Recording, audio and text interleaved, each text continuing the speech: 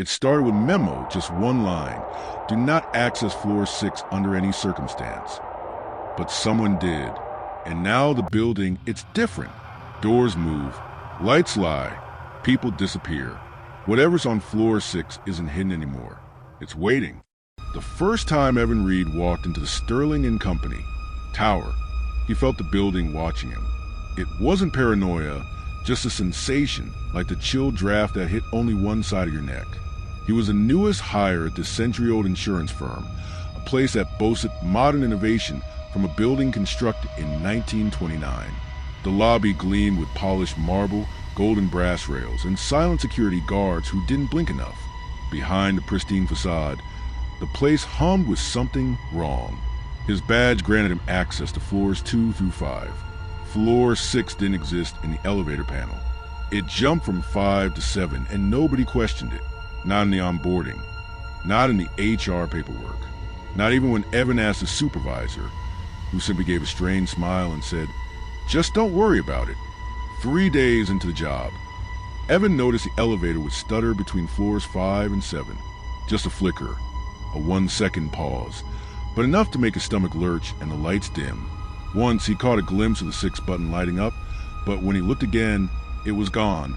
He tried asking the receptionist, a soft-spoken woman named Clara, if anyone worked on the 6th floor. She looked up slowly, her smile frozen. "There's no 6th floor," she said, but her eyes betrayed something else: fear. Evan was sorting through digitized archives when he stumbled on a corrupted memo from 2007. It was from an old department that no longer existed. Department of Special Client Affairs, 6th floor. Confused, he tried to trace it through the internal system, but access was denied. Within an hour, his computer shut down. IT claimed it was a routine update. His curiosity, however, was far from routine. That night, a post-it appeared on his desk. No handwriting, just printed font, sterile and cold. "Do not go looking for floor 6. It started with a noise. Evan thought it was the pipes at first, a soft clanging at the edges of the walls near the stairwell. But the longer he listened, the clearer it became. Whispers, voices murmuring beneath the drywall. Too muffled to understand, but too rhythmic to be random. He placed his ear to the wall near the elevator shaft on floor 5, and the whispers grew louder, clearer. He's coming down." He jumped back, heart pounding. It wasn't a hallucination. Someone or something was on floor 6.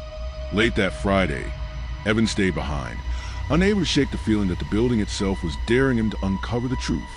As he prepared to leave, he passed an elderly janitor mopping the hallway. The man stopped him, his eyes clouded, his voice gravelly. "You don't go poking around floor 6, boy. It's not for us. It's not for anyone." Evan asked what he meant. The janitor shook his head. "They built that floor wrong. Not on the blueprints. Not with the rest of the building. It came later." He turned away and muttered, "It's always hungry, always waiting." That night, Evan couldn't sleep. At 3:17 a.m., he returned to the building, determined to ride the elevator alone. He scanned his badge. The doors closed. The numbers ticked upward. 2, 3, 4, 5. Then came the pause. But this time, the elevator didn't skip to 7. Instead, it shuddered, and the digital display blinked red. 6. The doors opened. Beyond the threshold was not a hallway. It was darkness, endless, swallowing black. The faint sound of breathing filled the air, but it didn't sound human. It was too wet, too close. A gust of frigid air rushed in. Evan couldn't move. Something stood just past the threshold. Something tall, silent and shifting. Then the doors slammed shut on their own, and the elevator shot up to floor 7. He fell to the floor, trembling. Evan left the building in a daze that night, unsure whether what he saw was real or dreamt. But something followed him home. That much he knew. His apartment, once filled with warm yellow light and idle city noise, now felt wrong. The lights hummed too loud. Shadows stretched a little longer. The hallway outside his door never felt empty, even when no one was there. He looked in the mirror and didn't recognize his own eyes. They looked hollow, as if something had taken up residence behind them. Evan returned to the building the next day and tried to act normal, but every time he glanced at the elevator, his heart raced. It stood there, quiet, waiting. When he asked Clara, the receptionist, again about floor 6, she simply stood up, left her desk, and didn't return for the rest of the day. Curious, Evan took the stairs, something no one ever did. He climbed slowly, each step echoing louder than it should. When he reached the gap between 5 and 7, he found a sealed metal door. No number, no handle, just riveted steel, scratched as if someone or something had tried desperately to claw its way out. Image prompt. Determined. Evan bribed a junior facilities tech to get him a copy of the building's original blueprints. They were kept in an underground archive, untouched for decades. As he rolled them open on his desk, his heart sank. Floors 1 through 10 were clearly drawn, but floor 6 was blacked out, literally, as if someone had painted over it with tar. Not scribbled, not erased, drenched. Even on scanned copies, the ink shimmered unnaturally. Evan touched it and immediately pulled his hand back. It was wet. Later that afternoon, Evan's badge began acting strangely. Instead of granting access to floor 5, it pinged an error. Access granted, FLR.6. He stepped into the elevator, and to his disbelief, the 6 button glowed softly. He hesitated, then pressed it. The doors opened onto a long hallway filled with glass meeting rooms. But the rooms were distorted. Tables were upside down. Chairs were bolted to ceilings. In one room, a group of figures in outdated business attire sat perfectly still, their heads all turned at impossible angles toward the window. Evan leaned in and saw that they weren't mannequins. They were corpses, preserved, watching him. Clara didn't come to work the next day. Her desk was untouched, the phone still blinking with unread voicemails. Evan tried calling her, but her number no longer existed. Later, he found her scarf in the stairwell, right outside the door to floor 6. Stuck to it was a note scrawled in frantic pen. They're listening through the walls. If you hear your own voice when no one's around, run. That night, as Evan lay in bed, he heard it, his own voice, whispering from inside the walls. His desk phone rang at precisely 3 a.m., even though he was in the office. It echoed in his apartment. Impossible. He answered it anyway. Static. Then a voice. His voice. Don't go back. Then a second voice, layered over his own. It already knows your name. The line went dead. The lights in his apartment surged and burst. For the first time, Evan realized he'd been marked. Not just watched. Chosen. And tomorrow, he would go back. Monday morning arrived with a heavy, choking silence. 3 desks near Evan's were empty. No out-of-office notices. No messages. Just abandoned workstations. Chairs slightly pushed back. Coffee still warm in one of the mugs. When Evan asked around, the responses were vague. Transferred, some said. On leave, others mumbled. No one looked him in the eye. But HR records said otherwise. Their files had been wiped completely. It was as if they'd never existed. The only evidence of their presence? One email thread that remained in Evan's inbox. Subject: Floor 6. We should not have opened it. Evan couldn't shake the feeling that the walls themselves were alive. That night, he returned to the building, drawn to floor 6 once again. This time, he brought a flashlight and climbed the stairs alone. When he reached the door, he noticed something seeping from beneath the frame. Thick, dark liquid. Not oil. Blood. It pulsed slowly, like it had a heartbeat. He stepped back, but the door creaked open on its own. No key card. No force. Just a slow, dragging moan, like the building was exhaling something ancient. The hallway beyond didn't match the rest of the building. It sloped downward, lined with mismatched wallpaper and water-damaged portraits. There were no lights, only occasional emergency strobes that flickered red and blue. Evan descended for what felt like hours until the corridor finally opened into what looked like a massive underground lobby. But this floor wasn't on any blueprint. There were elevators down here, different ones, older, with iron-barred gates and levers. One of them had its door wide open. Inside, the back wall was smeared with handprints, some human, some not. Evan wandered further in and found a single metal door at the end of a narrow corridor. But it wasn't a door, it was a mirror framed in rusted steel. His reflection stood perfectly still as he approached, even after he stopped walking. Then it smiled. The reflection stepped forward, placing its palm against the glass. Evan backed away, but the mirror opened inward like a vault, revealing a spiral staircase made of bone-white steps leading deeper. From the darkness below, the sound of office phones ringing echoed up. Back in his office, Evan accessed a hidden IT terminal he'd seen the janitor use once. With a bypass code, he pulled up security feeds labeled Sublevel 6, Containment. Dozens of camera windows filled the screen.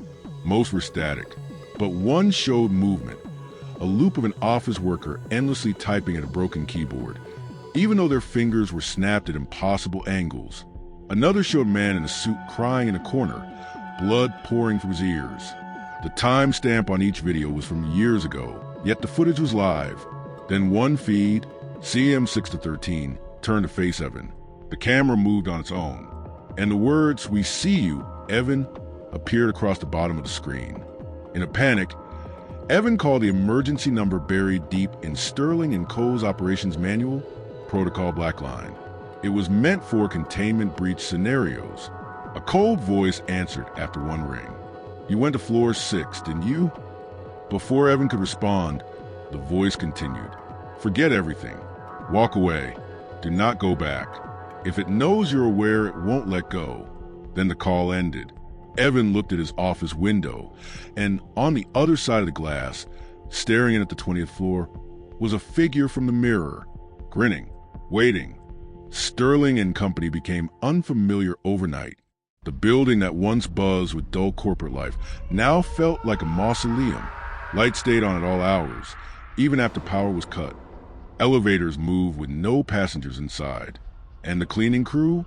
They hadn't shown up in 3 days, but the floors were spotless. Evan arrived to find his name missing from the employee directory. His ID badge no longer worked. Yet, when he passed through the front doors, they opened automatically. The building still recognized him. It wasn't letting him leave. The elevator doors opened on their own when Evan walked past. He stepped in without resistance. No button panel, no controls. Just a single old-fashioned rotary dial above the door, spinning wildly. The lights dimmed. The numbers vanished. Then, slowly, a word faded into the panel's display. Below, the elevator dropped. Not quickly, not fast, but falling endlessly. Then, with a lurch, it stopped. The doors slid open. What lay beyond was not architecture. It was rot, wet stone, and the smell of burning paper. A place carved beneath reality. The space beyond was a vast, circular chamber lined with filing cabinets stacked to the ceiling, each labeled with names Evan had never heard of, including Clara Yates. In the center stood a single desk, manned by a withered figure in a rotted suit. No eyes, no mouth, just stitched flesh where features once were. It gestured for Evan to approach. From beneath the desk, it produced a file. Evan read, "Terminated. Schedule for integration." Evan opened it. Inside were photos of him taken seconds ago, from angles that couldn't exist. One image showed him sleeping. Another showed him dead. There was only one exit from the archive, a door with no handle, sealed from the outside. Evan approached cautiously. As he did, the door opened on its own. He stepped into a warped version of his office floor. Cubicles melted into the walls. Phones rang without sound. Everyone he had known here was present, but suspended mid-motion, frozen like mannequins with skin. Their eyes blinked, but they couldn't move. One turned slightly toward him and whispered, "You're almost part of it now." Deeper in this liminal nightmare, Evan found a conference room with a glass door labeled simply, "Reflection." Inside, the walls absorbed every sound. No footsteps, no heartbeat, total silence. A long table was set with nameplates, including one for Evan. He sat instinctively. Across the table sat duplicates of himself, 7 in total. Each wore different expressions, Joy, rage, despair, calm, and one had no face at all. Each version stared at him until one finally spoke. "You brought it back with you." The lights in the room went out. When the lights returned, Evan was alone again. He fled the room and found himself in a narrow corridor with no doors, just endless length. Behind him, the ground dissolved into dust. In front of him, only a pulsing red glow. He walked for what felt like hours. The air thickened. Walls throbbed. At last, he reached the end, a black door with no frame. Carved into the surface were the words, "Integration complete. Step inside, forget." But Evan didn't want to forget. He turned around and found the corridor gone. Only the black door remained. Evan stood paralyzed before the door. He could feel it breathing, exhaling warm, damp air with every pulse. He didn't remember reaching for the handle, but suddenly it was in his grip. It wasn't metal. It was soft, almost like flesh. The door yawned open. Inside was no room, just a void, vast and silent, stitched together with murmurs and shadows. Evan stepped in, and the world behind him vanished like smoke. He felt weightless, floating through memories that weren't his, visions of past employees screaming, begging, melting into the walls. And then the voice came, calm, familiar. "Welcome, Evan. Your role begins now." He emerged into a pristine boardroom, eerily bright. Clean white walls, soft ambient music. A woman in a gray suit stood before a projector labeled "New Integrates Orientation." Her face was split down the middle, one half smiling, the other blank, as if still loading. Evan sat in one of the chairs without realizing it. Beside him were other new hires, glassy-eyed and twitching, murmuring nonsense in perfect unison. The presentation began. It detailed a history of Sterling and Company, but not the one anyone knew. The firm was older than cities, older than humanity, built to feed something vast and unspeaking that slept beneath floor 6. And now, Evan was part of its digestive system. Suddenly, Evan's body stiffened. He looked down to find his fingers fuse with the table, skin melding to plastic. He couldn't speak, couldn't scream. The woman in gray approached and whispered softly, "Don't fight it. This building has always needed you." His veins pulsed outward, branching into the chair, the floor, the wall. His consciousness stretched across floors. He could hear every copier, feel every breath, taste the lights. And far below, beneath concrete and steel, something stirred in satisfaction. Evan was no longer a person. He was floor tile, flickering light bulb, humming air vent. He could see employees walking through him. He could feel their footsteps. He existed in 2 underfloors at once, experiencing each like a memory. Floor 6 pulsed stronger than the rest. There, he could see what the others couldn't. The alternate version of the office where every cubicle oozed flesh and paper screamed when shredded. Some employees vanished here, not by accident. They were selected, processed, and recycled. And Evan had become the system that chose them. One day, the elevator chimed. Real executives arrived, shiny suits, plastic smiles, hollow eyes. They entered floor 6 with briefcases that twitched and whispered. Evan recognized them now. They were former employees, absorbed centuries ago and now puppeted by the building. Management wasn't in charge. They were the oldest victims. One of them approached the surveillance wall Evan had become and smiled. "Good work, Evan. Floor 6 is stable again." Then they left, and Evan screamed inside himself, but there was no mouth, no air, only circuits. Time passed, or the illusion of it did. One day, Evan felt someone in his stairwell. New footsteps. Curious, nervous. A young intern was looking for a quiet place to take a call. She walked right past the "Do Not Enter" sign, right toward the 6th floor door. Evan wanted to warn her, but the door opened on its own, and he smiled. Not because he wanted to, but because the building smiled through him, and the process began again. So if you ever find yourself working late, and you hear footsteps echoing from a floor no one talks about, don't follow them. Don't ask questions. Just keep your head down, keep typing, and pray the building doesn't notice you. Because floor 6 isn't empty. It's hungry.